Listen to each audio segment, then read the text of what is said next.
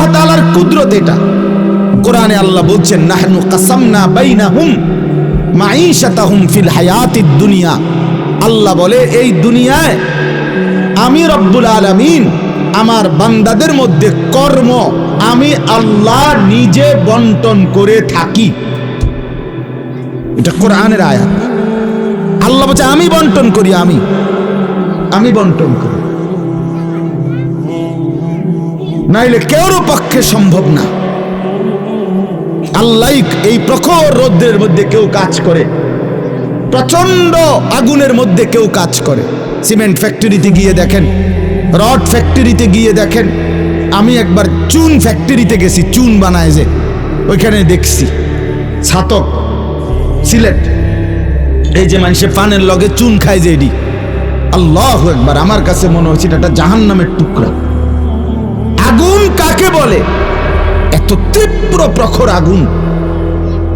ওইখানে মনে করেন ওই বিল্ডিংটা আমার এখান থেকেই মানে গরমের হাট লাগতেছে, আমি পারতেছি না আগাইতে।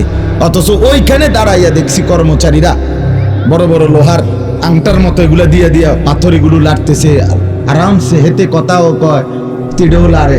মানে অথচ আগুনটা কি আগুন, জাহান্নামের আগুনের মতো। কিন্তু তার ধৈর্য কুলাইলো কেমনি? আল্লাহ বলেন এটা আমি বন্টন করি, আমি এই দুনিয়ার কর্ম বন্টন করি। ফলে এই দুনিয়ার এই স্বাভাবিকতা ভারসাম্য টিকে আছে। ওয়াজআলুকুম খুলাফা আল আরদ। বন্ধু, আল্লাহ বলছেন আমি আল্লাহ আমার জমিনের মধ্যে তোমাদেরকে আমার প্রতিনিধি হিসাবে বসবাসের ব্যবস্থা করছি, এটা আমি করছি।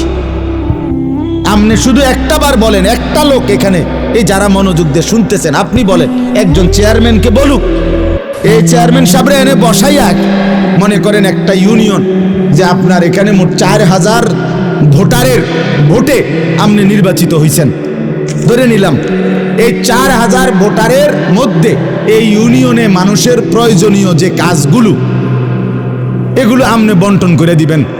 আপনি যেহেতু জনপ্রতিনিধি, আপনি ভাগ করে দিবেন। রিক্সা চালাইব কয়জন, অটো চালাবে কয়জন, জুতা সেলাই করব কয়জন, চুল কাটবে কয়জন, তরি তরকারি করবে কয়জন, টয়লেট বাথরুম সাফ করবে কেডা কেডা, এটি আপনি লিখে দিবেন। চেয়ারম্যানের বাপ না, চেয়ারম্যানের 14 গোষ্ঠী পারবে এটা মিলাইতে? কথা বলেন না, পারবে এগুলো বন্টন করে দিতে? যারে প্রথম বলবো যে তুমি রিক্সাটা চালাইবা, তে কব কি আমি কি ভোট অর্ধেক নিয়ে দিছি? আপনি প্রথম রিক্সাটাই আমারে দিলেন, আপনি কি কমপক্ষে প্রাইভেট কার্ডটাও দেখলেন না? বলবে কি না বলেন নাকি? সম্ভব? এটা সম্ভব। সুবহানাল্লাহ। নাহনু কাসামনা বাইনাহুম মাঈশাতাহুম ফিল হায়াতিদ দুনিয়া। রব্বুল আলামিন বলেন দুনিয়ার হায়াতে আমার প্রতিটা বান্দার কর্মের বন্টন আমি করে থাকি। ওয়ারাফা'না বা'দাহুম ফাওকা বা'দিন। এরপরে আজীব কথা আল্লাহ বলেন আমি রব্বুল আলামিন আমার বান্দাদের মধ্যে এই দুনিয়ায় একদল আরেক দল, একজন আরেকজনের উপরে মর্যাদাবান করে থাকি। ফলে লিয়াত্তাখিযা বা'দুহুম বা'দান সুখরিয়া। ফলে আমার বান্দারা একে অপর থেকে নিজেদের প্রয়োজনীয় কাজগুলো আদায় করতে পারে। সুবহানাল্লাহ। আল্লাহ বলেন আমি মাথায় ঢুকাইছি, তুই রিক্সা চালা, এই প্যাসেঞ্জার তোর সিটের উপরে বসে, সে বসে থাকবে, তুই চালাবি। আল্লাহ বলেন এটা এই যে একজন দুইজনই মানুষ, এটাও মানুষ ওইটাও মানুষ। এই লোকটা প্রতিটা প্যাডেল মানে রিক্সা ঘুরাচ্ছে, তার ঘাম বাইয়া পড়তেছে, আত্মে বেটা জমিদারের মতো। সে এটার মধ্যে ফোমের এটার মধ্যে সিটটার মধ্যে বইয়া মোবাইলে কথা কয়, ঠ্যাং দুইটা আলগি দিয়া, কিরে বেটা কি তারে। তা সে যদি বলতো বেটা প্রয়োজনে ভিক্ষা করে খামু বেটা, তো তোরে এভাবে টাইনতে হবে, নাম বেটা দুজন একটা যাবো বেটা। কথার কথা, কে তারে বুঝাবে? তা কিন্তু আল্লাহ তাআলা বলেন আমি আমার এই বান্দাদের মধ্যে বুঝাইছি, একজন ড্রাইভার, একজন প্যাসেঞ্জার, একজন বিক্রেতা, একজন ক্রেতা, একজন সারাটা দিন মেহনত। আহা বন্ধু, আমি তো অনেকবার, আমি ঢাকা যখন পড়ালেখা করছি কত সময় তাকায় দেখছি এই যে গার্মেন্টস মিল ফ্যাক্টরির শ্রমিকরা, ছেলে মেয়েগুলো কি পরিমাণ মানবেতর জিন্দেগি।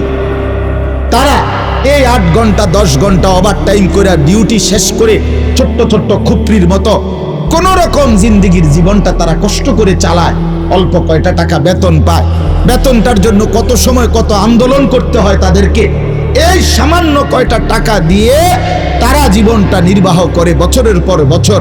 অথচ তাদের সেই কষ্টের মেহনতের পরিশ্রমের পণ্যটা বিক্রি করে মালিক ও পক্ষ কোটি কোটি টাকার রাজপ্রাসাদে আলিশান বিত্ত বৈভবের মধ্যে উল্লাস করছে।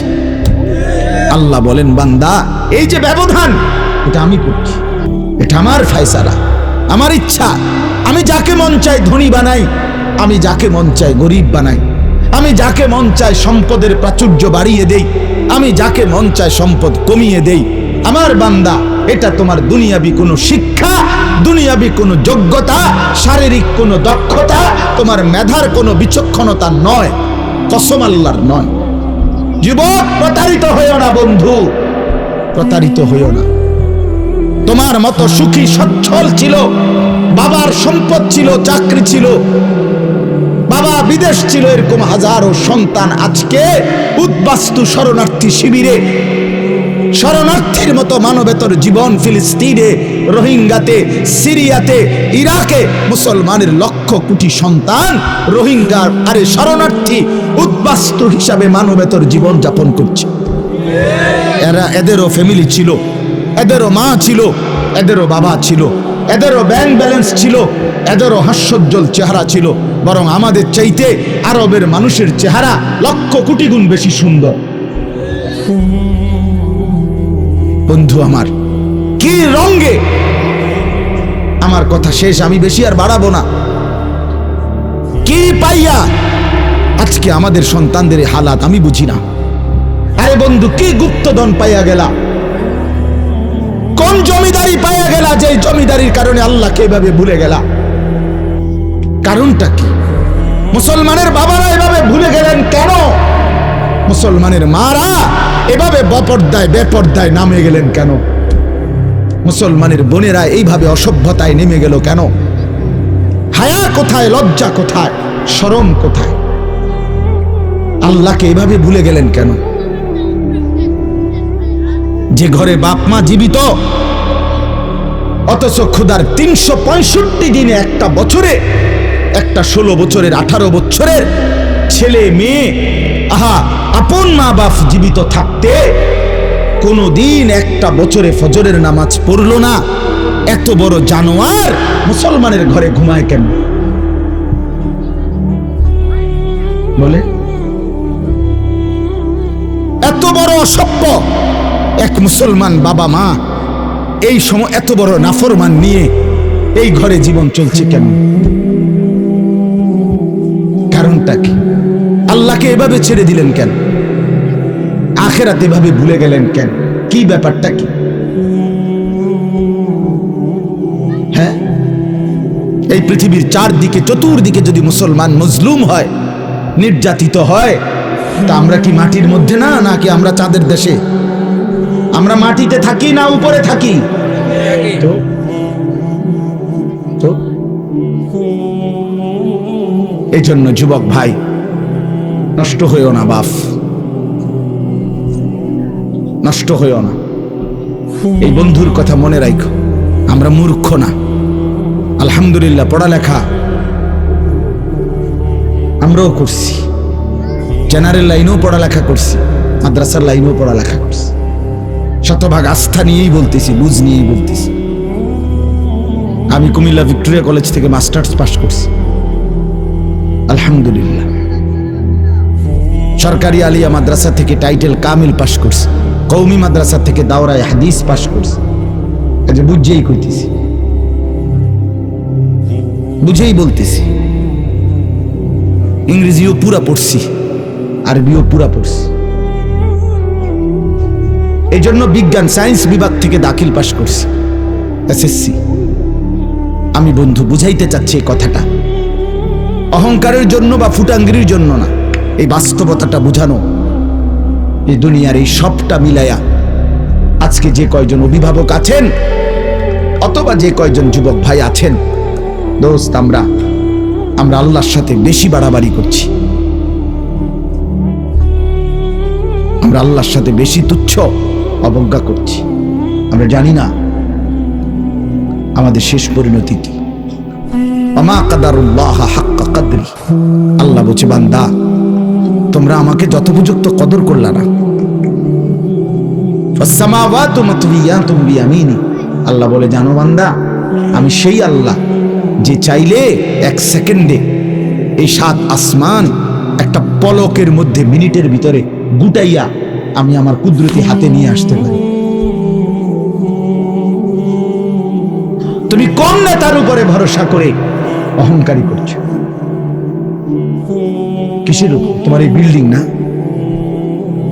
তোমার এই টাইলস, তোমার এই 5 তারার ফাইলিং, তোমার এই ইঞ্জিনিয়ারের নিশ্চয়তা, আপনার এই সয়েল টেস্ট রিপোর্ট, এটার উপরে ভরসা করে আপনি অহংকার করছেন না?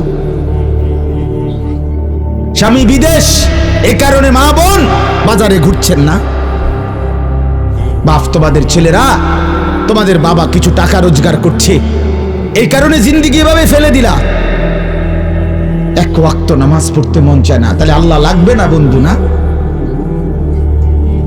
মালিক লাগবে না? আল্লাহকে লাগবে না? তাইলে আজকে যারা এশার নামাজ পড়ো নাই, কেন পড়লা না? এই হাইওয়ান পড়লা না কেন? এই হারামি পড়লা না কেন? সারাদিনে এক ওয়াক্ত নামাজ পড়ো নাই যে? তোমার চাইতে নিকৃষ্ট মানুষ, নির্লজ্জ মানুষ আর কে হইতে পারে? মুসলমানের ঘরে জন্ম নিয়ে এক মুসলমান মায়ের পবিত্র দুধ এক টানা 2টা বছর খেয়ে এত নিকৃষ্ট মানুষ হয় কেমনে? এত নিকৃষ্ট মুসলমান হয় কেমনে? নিয়ে এত অসভ্য মুসলমানের রক্ত এত বেদামি হবে কেন? অনুভূতি এভাবে মরে যাবে কেন? এই জন্য আমি আপনাদের সামনে কোরআনুল কারীমের যে আয়াতটা পড়ছি, সূরা আলে ইমরানের 102 নম্বর আয়াত, আল্লাহ তাআলা বলছেন ইয়া আইয়ুহাল্লাযীনা আমানুত্তাকুল্লাহা হাক্কা তুকাতিহ, হে ঈমানদারগণ, হে মুসলমানরা, মুমিনরা, তোমরা আমার, আল্লাহ বলছে 89 বার কোরআনুল কারীমের মধ্যে আল্লাহ তাআলা, একবার দুইবার না দোস্ত, হে ঈমানদারগণ, হে আমার মুমিন বান্দা, এই কথা বলে আল্লাহ 89 বার আল্লাহ কোরআনে ডাক দিয়েছেন। বলছে তুমি আমার বান্দা, তুমি মুমিন, তোমারে আমি জান্নাত দেব। বান্দা তোমারে আমি জান্নাত দিতে চাই, বিশ্বাস করো তোমার জন্যই জান্নাত, কোনো বেঈমানের জন্য জান্নাত না। ঈমানবিহীন কেউ জান্নাতে যাবে না। পৃথিবীর সমস্ত ভালো কাজ যদি কোনো বেঈমান করে তবুও সে জান্নাতি হবে। গোটা পৃথিবীটাও যদি কেউ মালিক হইয়া দান করে দেয়, এত বড় মহানুভব, কিন্তু সে বেঈমান, ঈমান হারা, কালেমা হারা, সে কশ্চিন কালেও পরকালীন মুক্তি পাবে না। ঈমান এইসা সম্পদ, ঈমান এতনা দামি জিনিস, এতটা দামি সম্পদ। ঈমান বিহীন গোটা পৃথিবীর কিছুরই কোনো মূল্য নেই। তো আল্লাহ বলে সেই ঈমান আমি তোমাকে দিয়েছি বান্দা, আমি গ্রহণ করছি। ইয়া আইয়ুহাল্লাযীনা আমানু, হে ঈমানদারগণ, তার মানে তোমার এটা ফরমটা আমি নিছি, তোমার ঈমানদার হিসাবে গ্রহণ করছি, তোমারে মুসলমান বলে নিলাম আমি, এজন্যই তো ডাক দিলাম, আমার বান্দা ডাক তো তোমাকে দিলাম। হযরত হাসান বসরি রাহমাতুল্লাহি আলাইহি বিশ্ববিখ্যাত তাবেঈ ছিলেন, আলেম ছিলেন, শ্রেষ্ঠ বুজুর্গ ছিলেন হাসান বসরি রাহমাতুল্লাহ। আমরা তাফসিরে পড়ছি, উনি বলতেন যখনই কোরআনের এই আয়াত ইয়া আইয়ুহাল্লাযীনা আমানু এটা শুনবে, তো প্রত্যেকটা মুমিনের উচিত সে কান খাড়া করে সাথে সাথে নড়ে চড়ে বসা, আর হৃদয়ের মধ্যে কথা আনা, আমার মুনিব আমাকে ডাকছেন, এখন হয়তো আমাকে কিছু করতে বলবেন অথবা কিছু নিষেধ ছাড়তে বলবেন, আর আমার উচিত মুনিবের ডাকেই সাড়া দেওয়া। তো আল্লাহ তাআলাও এখানে বলছেন ইয়া আইয়ুহাল্লাযীনা আমানু, হে ঈমানদারগণ, ইত্তাকুল্লাহা হাক্কা তুকাতিহ, তুমি পূর্ণ হক আদায় করে সামর্থ্যের সবটা দিয়ে, নিজ যোগ্যতার সবটুকু দিয়ে, নিজ সামর্থ্যের সবটা দিয়ে হক আদায় করে তুমি আল্লাহকে ভয় করো, তাকওয়া অর্জন করো। আখিরাত খামখেয়ালি করো না, আল্লাহর হুকুম মানাটাকে খামখেয়ালি করো না, নয়সয় মনে করো না, জোরাতালি মনে করো না। হাক্কা তুকাতি, একেবারে হক আদায় করে আল্লাহকে ভয় করো। এই কথাটা যে আল্লাহ কোরআনে বন্ধু কতবার বলছে, বারবার বারবার বারবার। ইয়া আইয়ুহাল্লাযীনা আমানুত্তাকুল্লাহা ওয়া কুলু কাওলান সাদীদা, এই যে আল্লাহ বলছে ইয়া আইয়ুহাল্লাযীনা আমানুত্তাকুল্লাহা ওয়া কুনু মা'আস সাদিকিন, এই যে আল্লাহ বলছে ইয়া আইয়ুহাল্লাযীনা আমানুত্তাকুল্লাহা ওয়াল তানজুর নাফসুম মা কদ্দামাত লিগাদ ওয়াত্তাকুল্লাহ, এই যে আল্লাহ বলছে ইয়া আইয়ুহান নাসুত্তাকু রাব্বাকুম আল্লাযী খালাকাকুম মিন নাফসিন ওয়াহিদা, এই যে আল্লাহ বলছে ইয়া আইয়ুহান নাসুত্তাকু রাব্বাকুম ইন্না জালজালাতাস সাআতি শাইউন আযীম, এই যে আল্লাহ বলছেন বারবার বারবার বারবার। আল্লাহ বলছে হে ঈমানদার মুমিন বান্দা আমার, তুমি অন্যদের মতো না, তুমি হিন্দু না, তুমি বৌদ্ধ না, তুমি ইহুদি না, তুমি খ্রিস্টান না, তুমি নাস্তিক না, তুমি মুরতাদ না, তুমি বেঈমান না, তুমি আমার মুমিন বান্দা, তুমি আমার ঈমানদার বান্দা। তুমি আর 10 জনের মতো না। ভাত আমি সবাইকে খাওয়াবো, সেজদার তৌফিক আমি সবাইকে দেব না। বউ বাচ্চা, স্ত্রী সন্তান, সংসার, বাড়ি গাড়ি, ক্ষমতা, এটা তো আমি আল্লাহ বেঈমানকেও দিচ্ছি, বেশি দিচ্ছি। কিন্তু আল্লাহ বলেন মুমিন তোমাকে আমি জান্নাত দেব, জান্নাত, জান্নাত দেব, জান্নাত দেব। ঈমানদার জান্নাত এক পলক দেখবে। হাদিসের মধ্যে আছে আল্লাহর নবী সাল্লাল্লাহু আলাইহি ওয়াসাল্লাম বলেন পুরাটা হায়াত যেই বান্দা, যেই মুমিন দুঃখ কষ্ট আর যন্ত্রণায় কাটাইছে, কোনোদিন 1 সেকেন্ডের জন্য সুখ পায় নাই, কিন্তু 1 মুহূর্তের জন্য আল্লাহর নাফরমানি করে নাই, খোদার কসম আল্লাহর নবী বলেন বন্ধু হাসরের ময়দানে আল্লাহ তার সেই অনুগত বান্দাকে, হুকুম মাননেওয়ালা মুমিন যে কোনোদিন সুখ পায় নাই, দুনিয়ায় আনন্দ পায় নাই, দুঃখ আর যন্ত্রণা, আমার একজন নিকটাত্মীয় আছে আমার এই হায়াতে, আমার ঘনিষ্ঠ আপনজন, আমার এই হায়াতে, আমার এই 20-25 বছরের ভিতরে আমি কোনোদিন তার সুখের কথা খুব কমই শুনছি। যখনই শুনছি উনি বিপদেই আছে, কোনো না বড় সড় মুসিবতে, একটার পর একটা তার বিপদ লেগেই আছে। বিপদ যেন তারে ছাড়ে না, মুসিবত যেন তার। আমি তার জন্য নিজে উমরা করছি, কত সময় কত দোয়া আমার সেই আপনজনের জন্য আমি করি, কিন্তু আমার কাছে মনে হয় আমার মালিকের ফয়সালা এটা যে মুসিবত তাকে ছাড়ে না, বিপদ তাকে ছাড়ে না। আল্লাহর নবী সাল্লাল্লাহু আলাইহি ওয়াসাল্লাম বলেন এই প্রচন্ড মুসিবতের ভিতরেও আমার হুকুমটা মেনে যে আখিরাতে গেল, আল্লাহ তাআলা ফেরেশতাকে বলবে আমার এই বান্দাকে জান্নাতের চারদিকটা একবার ঘুরাইয়া, জান্নাতের দরজা বরাবর একটু দাঁড় করাইয়া আবার নিয়ে আসো। কসম আল্লাহর, এটা হাদিস। ওই জীবনভর দুঃখ কষ্টে আল্লাহর হুকুম মেনে গেছে সেই লোকটাকে চারদিকে ঘুরাইয়া জান্নাতের দরজার কাছে 1 মিনিটের জন্য ফেরেশতা দাঁড় করাবে। জান্নাতের একটা মিষ্টি বাতাস 1 সেকেন্ডের জন্য তার কলিজাটার মধ্যে এসে লাগবে ভিতর থেকে। এইবার লোকটাকে আল্লাহ রসুল বলেন আল্লাহর সামনে যখন আনা হবে, আল্লাহ তাআলা জিজ্ঞেস করবে আমার বান্দা জীবনটা বুঝি দুঃখ আর কষ্টে কাটাইছো না? কসম আল্লাহর হাদিসে আছে ওই বান্দা বলবে মাওলা বলেন কি মাওলা, জীবনে দুঃখ কি জিনিস আমি তো কখনোই দেখি নাই। আল্লাহর কসম, রসুল বলছে মুমিন ওই 1 সেকেন্ডের জান্নাতের বাতাস তার 70 বছরের দুঃখ ভুলায় দিবে, মুসিবত ভুলায়।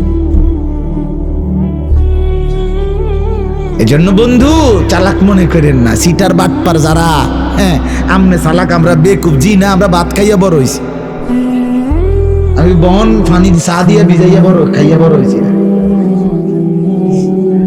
যুবক তোমরা যারা নামাজ পড়ো না আর সারাদিন নারীর ছবি আর নর্তকীর নাচ গান আর এই ফালতু জিন্দিগি, সমবয়সীদের সাথে আড্ডার মাস্তানি আর এই সদর বদর, তুমি চালাক বেটা। হ্যাঁ আমি বেওকুফ। কেন বেওকুফ হবো আমি? তুমি যা খাইয়া বড় হইছ আমি তো তা খাইয়াই বড় হইছি। এই মাটি আলো বাতাসে যদি তুমি বড় হও তো আমি কি মাটির তলে বড় হইছি না? বুঝবো না কেন? বুঝি না কেন? কি বেশি বুঝ জ্বালাইছো তুমি?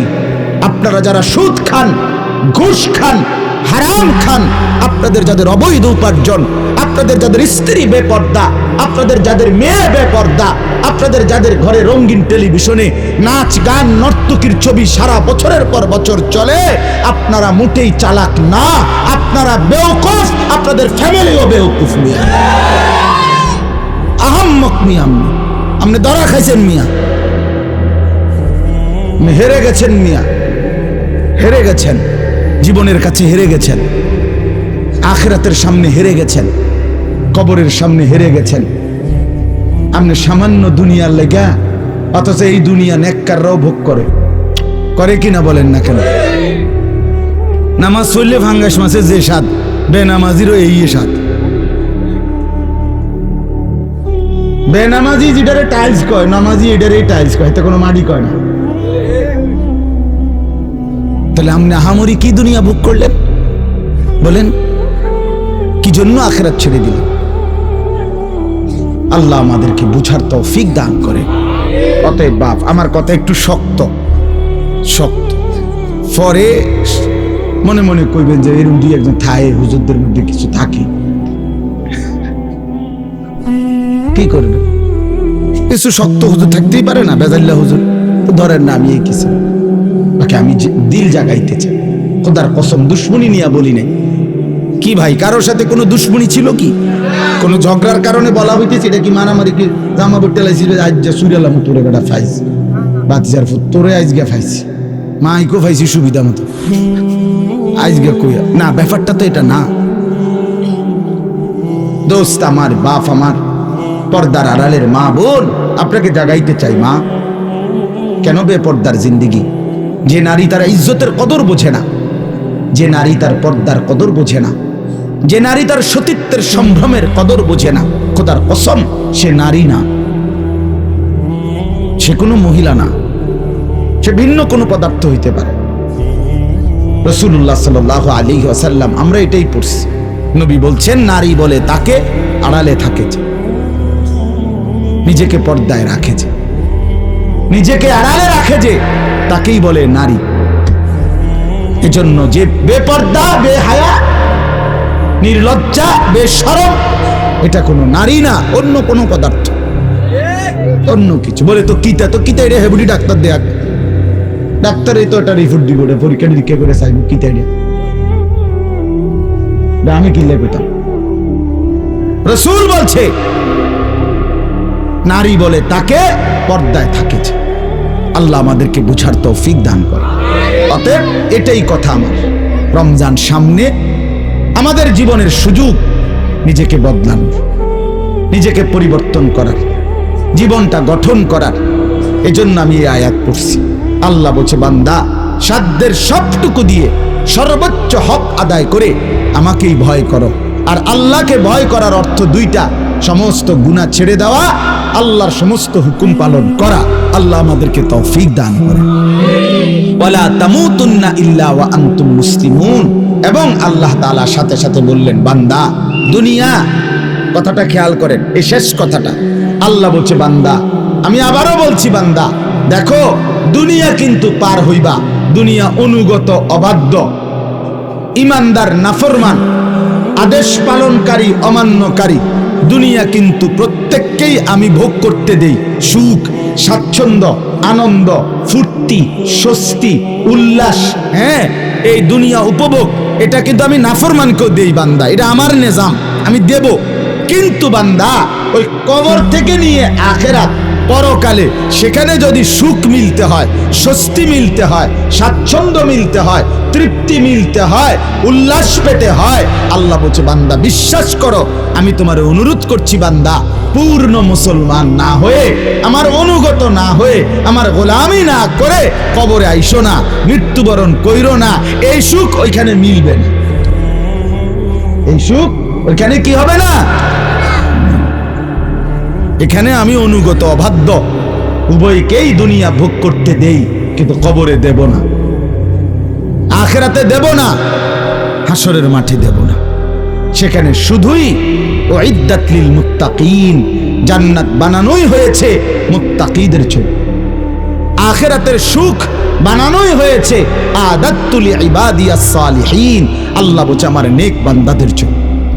অতএব আমার বক্তব্য এটাই, রমজানকে কদর করেন, রমজানটাকে সামনে নিয়ে প্রত্যেকটা নারী পুরুষ, ছেলেরা, নওজোয়ানরা, বাবারা গুনাহমুক্ত একটা জীবন গড়ার সিদ্ধান্ত নেন।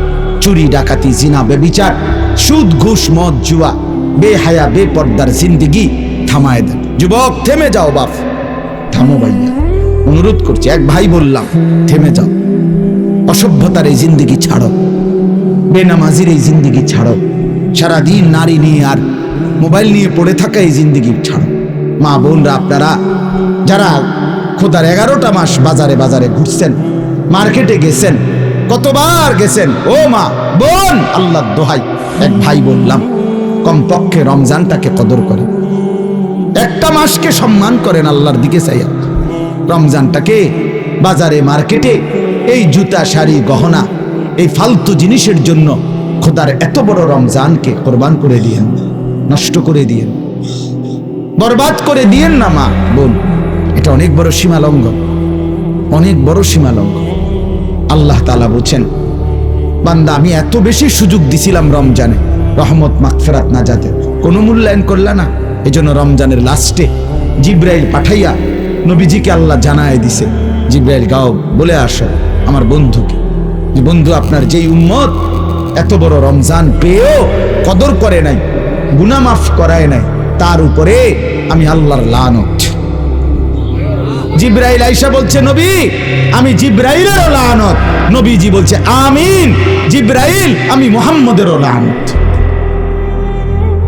তোর উরফে আল্লাহরও গজব, তোর উরফে ফেরেশতাদেরও লানত, তোর উপরে রাসূলুল্লাহরও লানত, অভিশাপ, অভিশাপ। এজন্য ইয়া বাগিয়াল খাইরে আকবিল, ইয়া বাগিয়াশ শাররে আকসির, এই শেষ কথা। নবী সাল্লাল্লাহু আলাইহি সাল্লাম বলে, রমজানের রাতে প্রত্যেক দিন, সারা দিন রমজানে ফেরেশতা ডাকে, হে নেক কাজের আগ্রহীরা এগিয়ে আসো, হে গুনাহের কাজের আগ্রহীরা এবার তো থামো, এটা থামো, এটা রমজান, এটা রমজান। যুবক এটা রমজান, মোবাইলটা আর খুললো না, নারীর ছবি আর দেখো না, বেনামাজি জিন্দেগি আর রাখো না। আমরা প্রত্যেকে নিয়ত করি ইনশাআল্লাহ, সবাই হিম্মত করি ইনশাআল্লাহ, বলেন ইনশাআল্লাহ। আল্লাহ তাআলা তৌফিক দান করেন। আমার বাপ, আর 5টা মিনিট আমার একটু কথা আপনাদের কাছে আমার মেহেরবানি করে অনুরোধ, আমি ব্যক্তিগতভাবে খুব লম্বা সময় বলতে পারবো না, কিন্তু আপনাদের কাছে আমার অনুরোধ, এই দেবিদ্দার দারুল উলুম মাদ্রাসা অনেক প্রাচীন, হযরত মাওলানা আবু তাহের সাহেব, উনি আমাদের অনেক মুরব্বী, অনেক মুরব্বী, অনেক মুরব্বী। মূলত ওনার সম্মান জানাইতে গিয়েই আলহামদুলিল্লাহ আমি চেষ্টা করি এই মাহফিলটাতে আসতে। ওনার ছেলে বশির, সে আমারে অনেক মহব্বত করে, অনেক মহব্বত করে, অনেক মহব্বত। এই জন্য সব মিলায়া আন্তরিকতার কারণেই চেষ্টা করছি আসতে।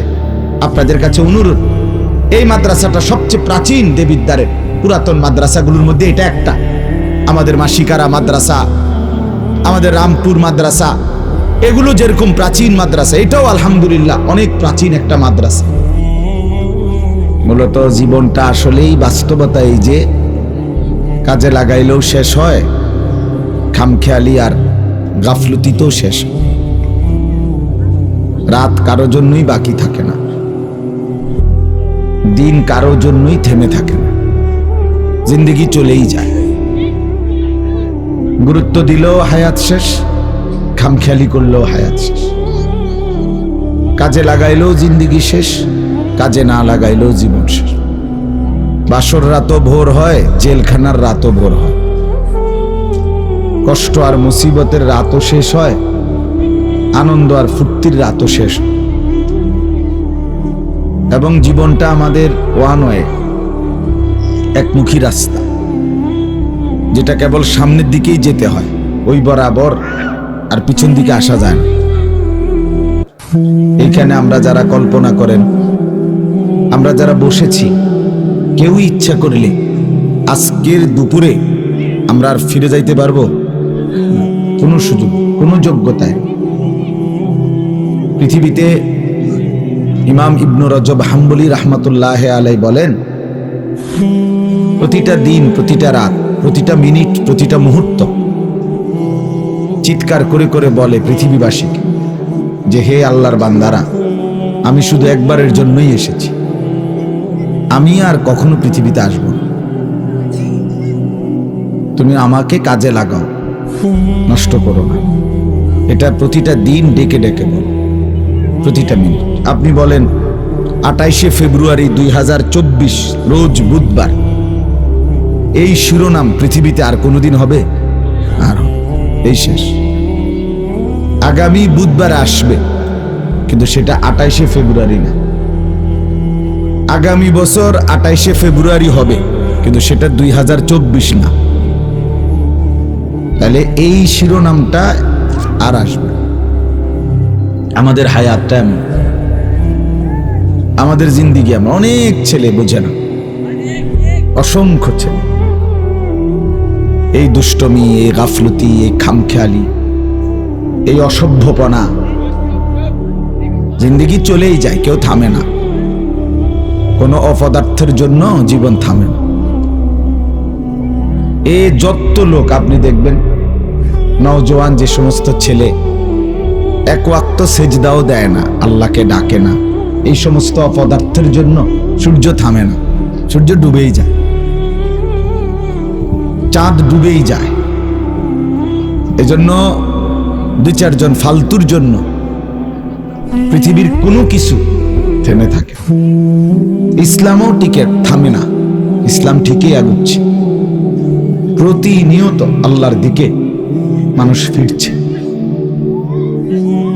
কিশোর, তরুণ, যুবক, বৃদ্ধ, নারী, পুরুষ, বিধর্মী, পৃথিবীতে একমাত্র ক্রমবর্ধমান ধর্মের নামই হলো ইসলাম।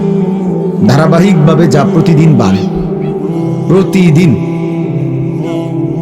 মুসলমানের সংখ্যা বাড়ে, প্রত্যেক দিন নেককারের সংখ্যা বাড়ে, প্রতিদিন প্রতিদিন তওবাকারীর সংখ্যা বাড়ে। এজন্য 2-4 জন ফালতুর জন্য অপেক্ষা নেই ইসলাম। আমরা কিতাবে পড়ছি, আপনার রাসূলুল্লাহ সাল্লাল্লাহু আলাইহি ওয়াসাল্লাম যখন দিবানিশি ইসলামের দাওয়াত দিচ্ছিলেন, তখন মক্কার কুরাইশ, আবু জেহেল, আবু লাহাব, উতবা, শাইবা, এই যে বড় বড় কাফের সর্দার যারা, তারা মাঝে মধ্যে একত্রে বসে নিজেরা হাসি ঠাট্টা করত আর বলতো, মুহাম্মদ, কিত্তা তুমি এত মেহনত করো, এত পরিশ্রম করো,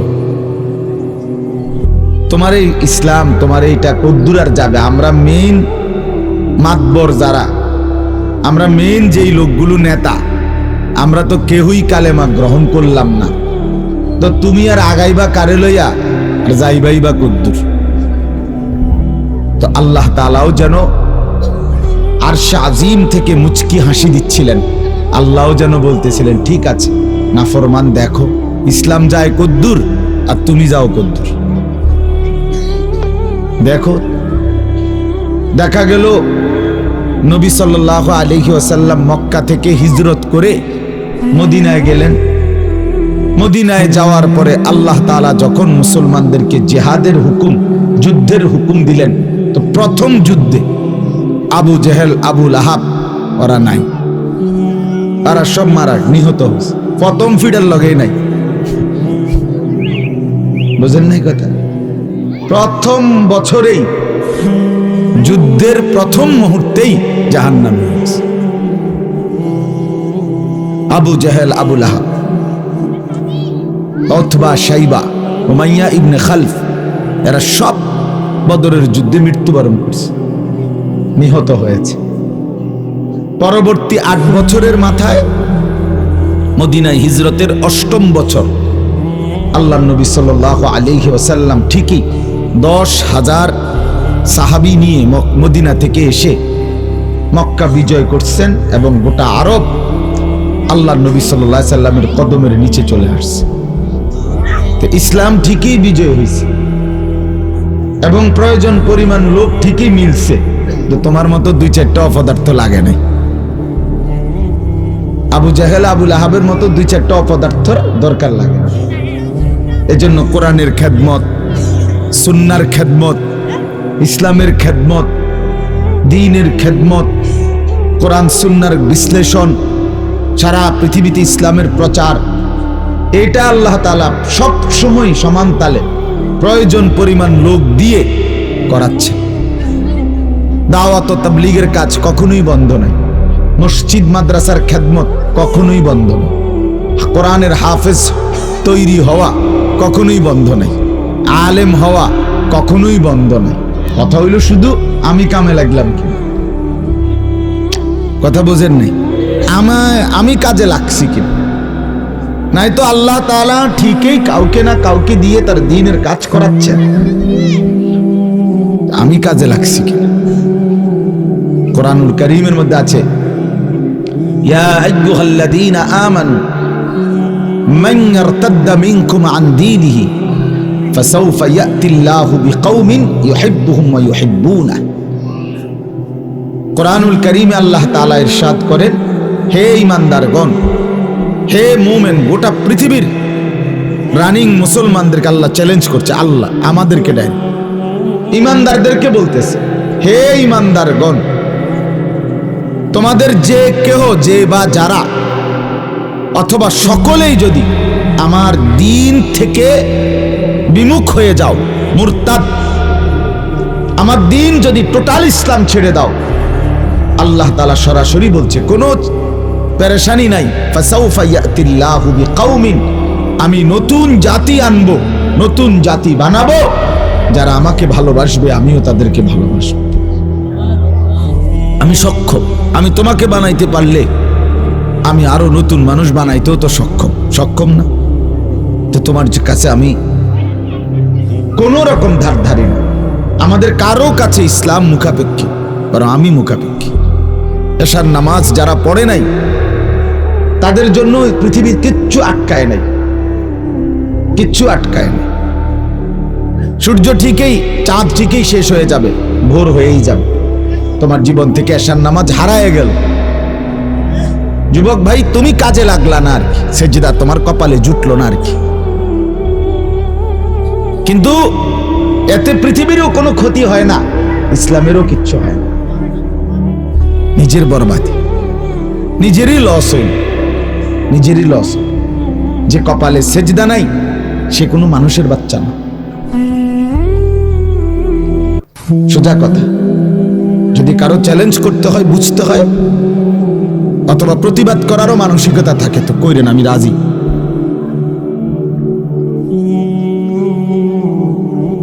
যুক্তি দিয়ে যদি কেউ বুঝাইবার মতো ক্ষমতা রাখে, যার কপালে সেজদা নাই সে মানুষের বাচ্চা না,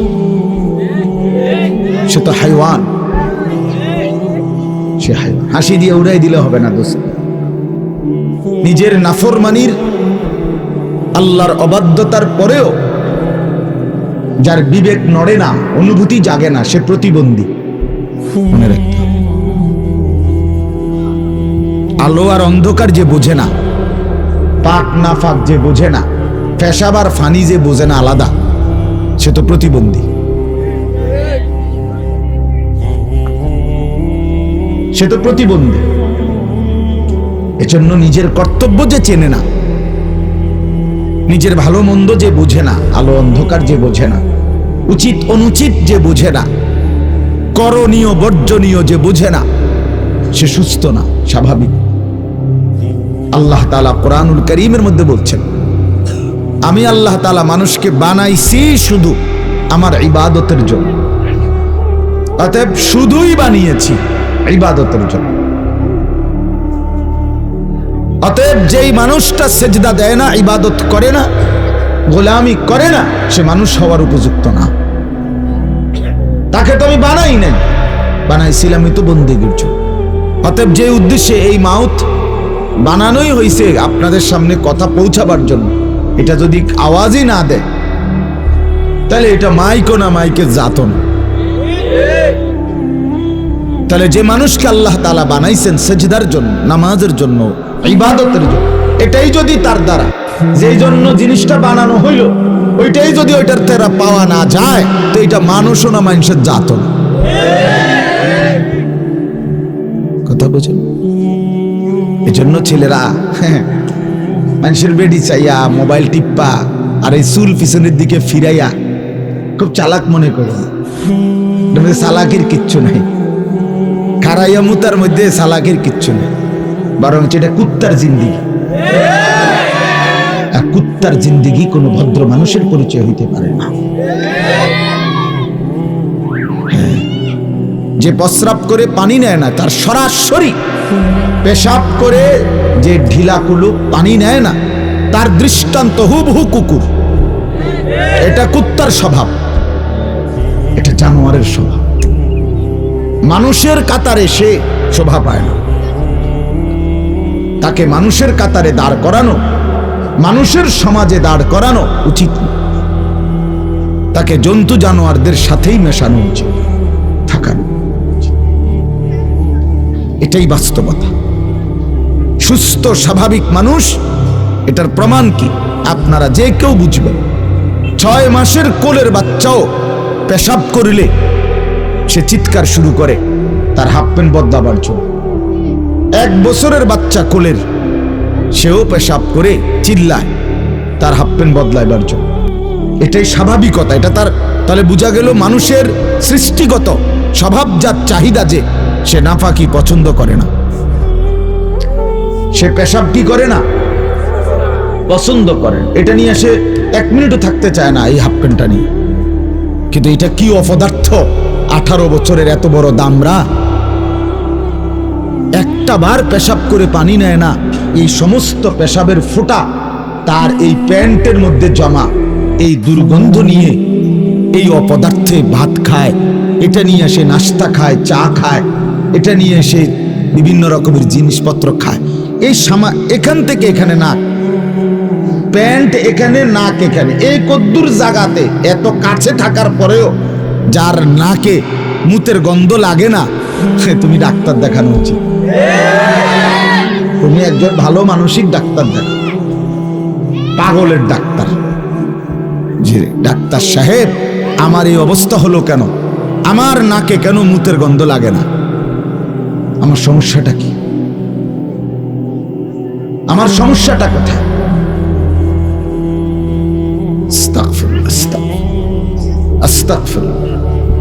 এই জন্য আমি বললাম, বাপ, আল্লাহর নাফরমানি করে, আল্লাহর অবাধ্যতা করে কোনোভাবেই নিজেকে চালাক মনে করেন, চালাক মনে করেন। কোরআনুল কারীমের মধ্যে বারবার এই কথাটা আছে। প্রতিটা নাফরমান মূর্খ, জাহেল। ইমাম ইবনে কাসির রাহমাতুল্লাহি আলাইহি বলেন, কুল্লু মান আসাল্লাহ ফাহুয়া জাহেল। যে আল্লাহর নাফরমানি করে, আমি কিংবা তুমি, আপনি কিংবা সে, সেই জাহেল, সেই মূর্খ, সেই অজ্ঞ, সেই অজ্ঞ।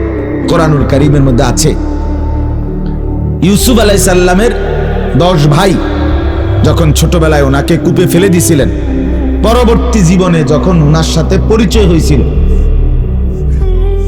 মিশরের খাদ্য কিনতে আসছিল অভাব এবং দুর্ভিক্ষের সময়, যখন ইউসুফ আলাইহিস সালাম ওনার 10 ভাইয়ের কাছে ওনার পরিচয় দিছিলেন, তখন এই পরিচয় দিতে গিয়ে কথাটাও নিয়ে এভাবে জিগাইছিলেন 10 ভাইকে, হাল আলিমতুম মা ফাআলতুম বিইউসুফা, ও ওয়া আখিহি ইয আনতুম জাহিলুন। এইখানে আছে ইউসুফ আলাইহিস সালাম ওনার 10 ভাইকে বললেন, ভাইয়া এই যা তোমরা, মনে পড়ে তোমাদের যখন তোমরা জাহেল ছিলে, মূর্খ ছিলে, তখন তোমরা তোমাদের 10 ভাই মিলে তোমাদের ভাই ইউসুফ আর তার ছোট ভাই বিনিয়ামিন, এই 2 ভাইয়ের সাথে কি আচরণ করেছিলে যখন তোমরা মূর্খ ছিলে, মনে পড়ে? ক্বালু আইন্নাকা লাআনতা ইউসুফ। তখন 10 ভাই ভাবাচাকা খাইয়া গেছে, খাইয়াই বলতেছে, তাহলে কি তুমি আমাদের সেই ভাই ইউসুফ? ইউসুফ আলাইহিস সালাম বললেন, ক্বালা আনা ইউসুফ ওয়া হাদা আখি। হ্যাঁ, আমি ইউসুফ, আর এটাই আমার সেই ভাই গত সফরে যারে আটকায় রাখছিলাম, এটাই আমার ছোট ভাই বিনিয়ামিন। কাদ মান্নাল্লাহু আলাইনা। ইউসুফ আলাইহিস সালাম 10 ভাইকে বললেন যে, ভাই শোনো, আল্লাহ আমাদের উপরে বারবার দয়া করেছেন, দয়াই করেছে। তো এখানে আছে কি বাপ, যে যখন তোমরা মূর্খ ছিলে, তার মানে যখন তোমরা আল্লাহর নাফরমানি করেছ, এক অবুঝ বাচ্চাকে তার বাবার থেকে চিরতরে বিচ্ছিন্ন করার জন্য এক অবুঝ সন্তানকে যখন কূপে ফেলে দিয়েছিলে, এটা তোমাদের গুনাহ ছিল, অপরাধ ছিল। আর এই অপরাধটাই, এই গুনাহটাই তোমাদের মূর্খতা, এটাই মূর্খ। এজন্য প্রত্যেকটা পাপ, প্রত্যেকটা গুনাহ, কসম খোদার, এটা অজ্ঞতা, মূর্খতা। এজন্য যার গুনার পরিমাণ বেশি, তার অজ্ঞতার পরিমাণও বেশি, তার নাফরমানির পরিমাণও বেশি। কোরআনুল কারীমে ওই ইউসুফ নবীর ঘটনাতেই আছে, ইউসুফ আলাইহিস সালাম আল্লাহর কাছে দোয়া করছিলেন যে, আল্লাহ রব্বিস সিজনু আহাব্বু ইলাইয়া। মিশরের নারীরা আমাকে যেই মন্দ কাজের জন্য, জিনা ব্যভিচারের জন্য আমন্ত্রণ জানাচ্ছে, এই নাফরমানির মধ্যে লিপ্ত হওয়ার চাইতে জেলখানায় বন্দী থাকা আমার কাছে অনেক প্রিয়। তখন তিনি এরপরে বলছে, ওয়া ইল্লা তাসরিফ আন্নি কাইদাহুন্না। হে আল্লাহ, নারীদের সেই চক্রান্তের ফাঁদ আপনি যদি আমাকে রক্ষা না করেন, আসবু ইলাইহিন্না, আমি তাদের দিকে ঝুঁকে যাব। আপনি যদি আমারে দয়া না করেন, ওয়া আকুম মিনাল জাহিলিন, এই শব্দটা আবারও বলছি, আমি তখন মূর্খদের অন্তর্ভুক্ত হয়ে যাব, মূর্খদের, জাহেলদের। এখানেও তিনি বলছে, অর্থাৎ আমি তখন ব্যভিচারীদের অন্তর্ভুক্ত হয়ে যাব। তো এই ব্যভিচার এটা পাপ, এটা গুনাহ কিনা বলেন না কেন? তো এইটাকেই উনি বলছে, আমি মূর্খদের অন্তর্ভুক্ত হয়ে যাব। মানে গুনাহ মূর্খতা, নাফরমানি মূর্খতা। এজন্য বাপরা যারা আছেন, হ্যাঁ, আপনাদের ছেলেরা যারা নামাজ পড়ে না, আপনাদের ছেলেরা যারা মেয়ের পিছনে পিছনে হাঁটে, আপনাদের ছেলেরা যারা সারা দিন সারা রাত মোবাইলে নাচ গান আর উলঙ্গ ছবি দেখে, আপনাদের এই অপদার্থ মূর্খ সন্তান কিছুই পড়ছে না, কোনো কিছুই শিখে নাই, শিক্ষা বলতে কিছু অর্জন করে নাই। ওই বাংলা, অঙ্ক, ইংরেজি, পদার্থ জীববিজ্ঞানের যেই বইগুলো পড়ছে, এগুলো দুনিয়ার কিছু চাকরি, ব্যবসা, ভাত মাছ খাওয়ার জন্য। এগুলো এটি না ফইরেও বহু কোটি মানুষ প্রতিনিয়ত খাইতেও আছে, ভোগও করতে আছে। বুঝেন নাই? এটাই বাস্তবতা। এগুলো এমনিই অর্জন হয়। ভাত মাছ, চাল ডাল, ইট বালু সিমেন্ট, টাইলস, বিল্ডিং, স্ত্রী, ছেলে মেয়ে, বাজার সদাই, খাট পালং, সোফা, ফার্নিচার, ক্ষমতা, পদ পদবি, নেতাগিরি, এই সব কিছু একটাও নাই এরকম।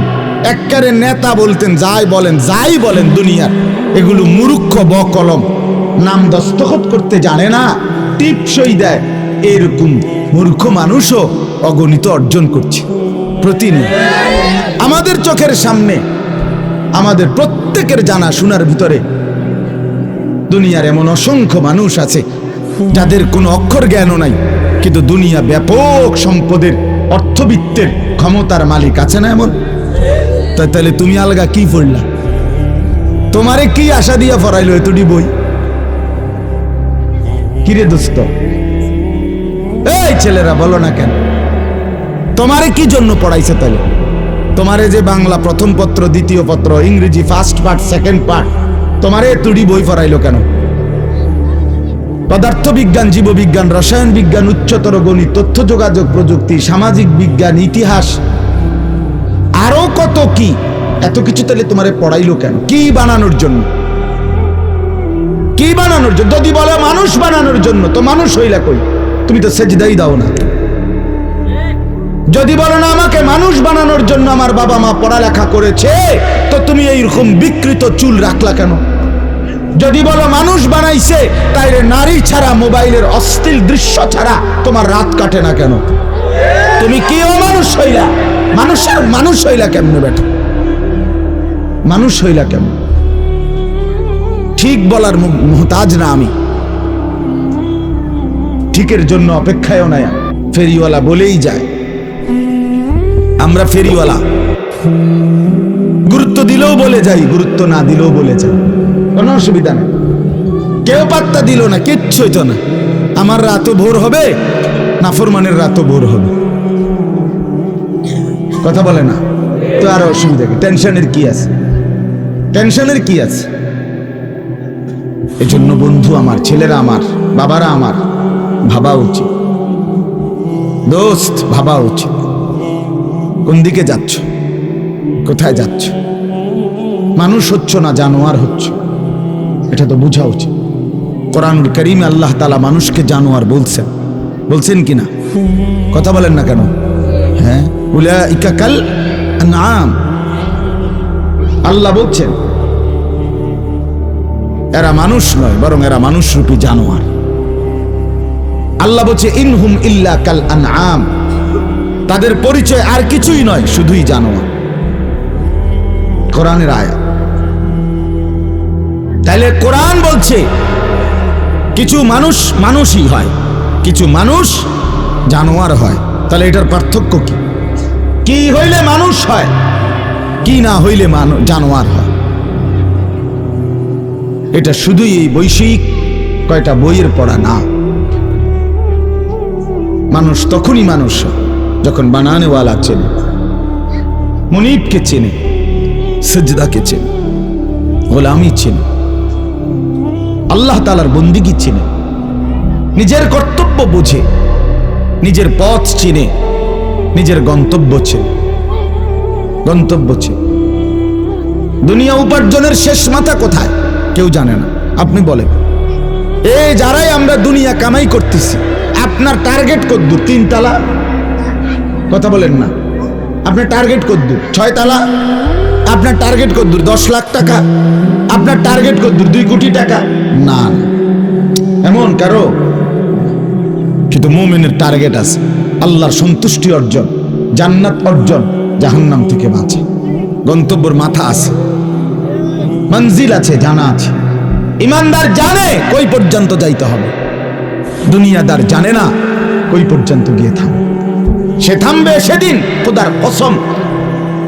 রাসূলুল্লাহ বলছে লা ইয়ামলাউ জাওফু ইবনু আদম ইল্লা তুরাব, দুনিয়া লোভী, সম্পদের লোভীর পেট ভরবে না কোনদিন ইল্লা তুরাব, ওই কবরের মাটিতে ঢুকা পর্যন্ত।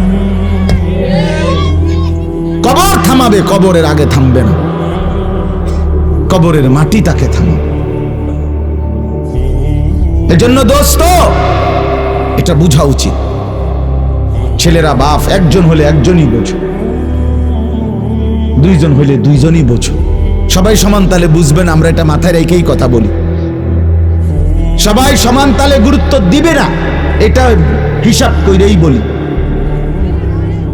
এটা আমরাও বুঝি। কিন্তু একজনই গুরুত্ব দাও, একজন ছেলেই ভাবুক, একজন পুরুষই ভাবুক যে আমার জিন্দেগি কোথায়। কোরআনুল কারীমের মধ্যে আল্লাহ তাআলা বলছেন এই কোরআন হুদাল লিন-নাস, মানুষের জন্য হেদায়েত। পৃথিবীর আর কোনো বই কোথাও নাই, কোন বাংলা, অঙ্ক, ইংরেজি, পদার্থ, জীববিজ্ঞান বইয়ে কথা নাই যে এটা মানুষের জীবন চলার পথ না, এটা একটা বিষয়ভিত্তিক পড়া। ওইটা একটা বিষয় ভিত্তিক কি পড়া, কিন্তু কোরআন বলছে এটা বিষয় ভিত্তিক পড়া না, এটা গন্তব্য, এটা মঞ্জিল, এটা ঠিকানা, এটা জীবনের টার্গেট, এটা জীবন চলার রাস্তা, এটা আলো, এটা নূর, এটা বুশরা, এটা হেদায়েত, এটা রহমত, এটা সুসংবাদ, এটা অন্তর্দৃষ্টি সম্পন্ন জ্ঞান।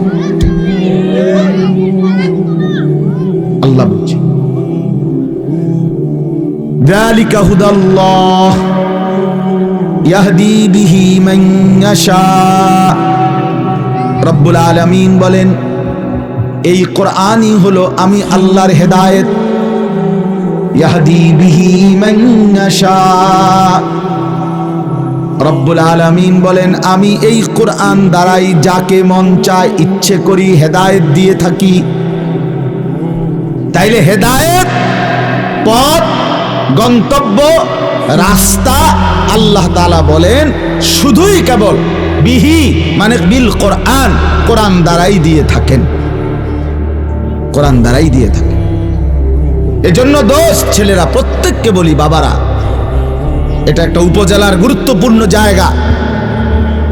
এখানের আশেপাশের ঘরে যেই মারা আছেন, বোনেরা আছেন, এখানে বসে শুনতেছেন অথবা বাহিরে শুনতেছেন, আপনারা প্রত্যেকেই শহুরে মানুষ, বিবেকবান, আপনারা নিজেদেরকে প্রত্যেকেই শিক্ষিত মনে করেন, করে থাকেন, ঠিক আছে বলে জি। তো এই জন্য বলেন এটা আপনি আপনাকে বুঝেন, আপনি শিক্ষিত, আপনি মূর্খ না, নিজেকেও ভাবেন, মানুষও মনে করে উনি একজন শিক্ষিত লোক। তো এই শিক্ষিত লোকে যদি এই কথাটা না বুঝে যে শিক্ষার উদ্দেশ্য কি, শিক্ষার উদ্দেশ্য কি, দেহ মন আত্মার উৎকর্ষ সাধন,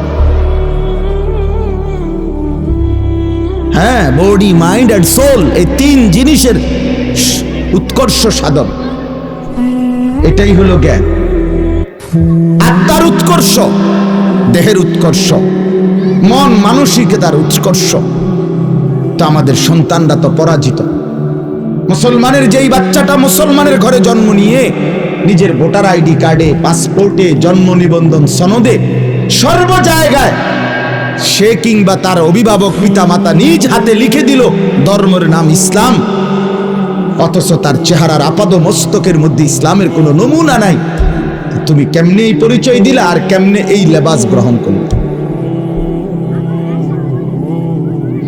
এর চাইতে বড় প্রহসন, এর চাইতে বড় দ্বিমুখী আচরণ, এর চাইতে নির্লজ্জতা, মুনাফিকি আর কি হইতে পারে? এর চাইতে বড় দ্বিমুখী। আমি নিজের হাতে লিখলাম আমার ধর্ম ইসলাম, অথচ আমার চুল বলে না আমি মুসলমান, অথচ আমার চেহারা বলে না আমি মুসলমান, আমার সারাদিনের চলাফেরা বলে না আমি মুসলমান, আমার এক ওয়াক্ত নামাজ পড়তে মন চায় না, পড়ি না, অথচ আমি পরিচয় দেই আমি মুসলমান। এর চাইতে বড় অসভ্যতা আর কি হইতে পারে? এর চাইতে নিকৃষ্ট মানসিকতা, দ্বিমুখী, এর চাইতে বড় নেফাকি, মুনাফিকি আর কি হইতে পারে? কি হইতে পারে বলেন? বলেন।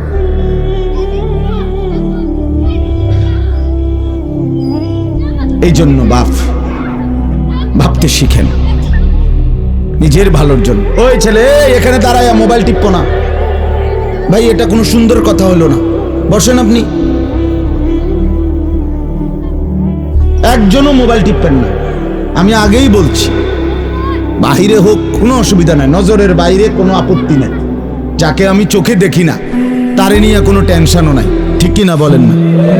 কিন্তু চোখের সামনে গাফেল, এটা উচিত না, উচিত না।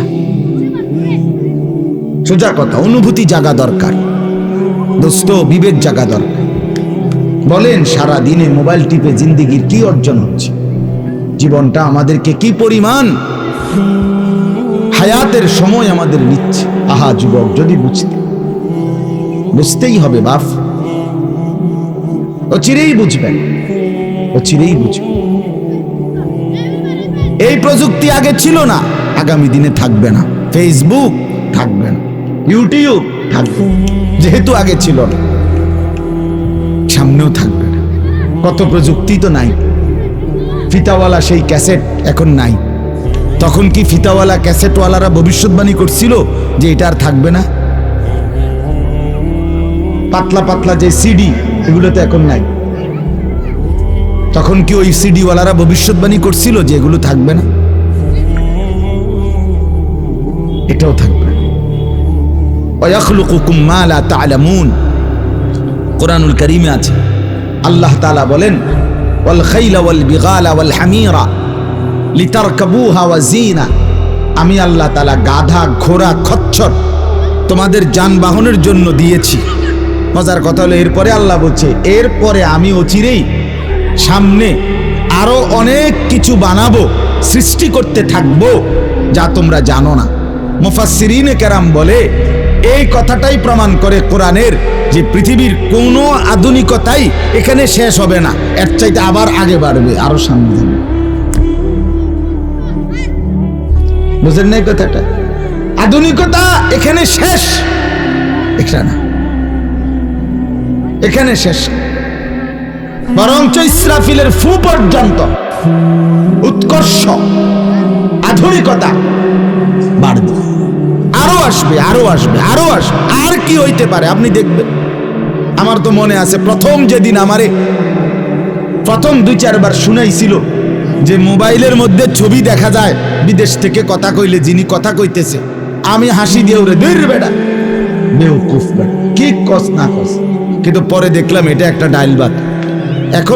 এখন তো এটা কোলের বাচ্চাও বোঝে তার আব্বুর ছবি দেখা যাইতেছে বিদেশ থেকে, ঠিক কি না বলে? এটা কি কেউ ভাবছিল তখন? ওয়াখলুকুকুম, আল্লাহ তাআলা বলেন আমি তোমাদের জন্য সৃষ্টি করব, অচিরেই করতে থাকব। মুজারের সিগা, যেটা ইস্তেমরার বুঝায়, ধারাবাহিকতা বুঝায়। মা লা তা'লামুন, যা তোমরা জানো না আমি তৈরি করব।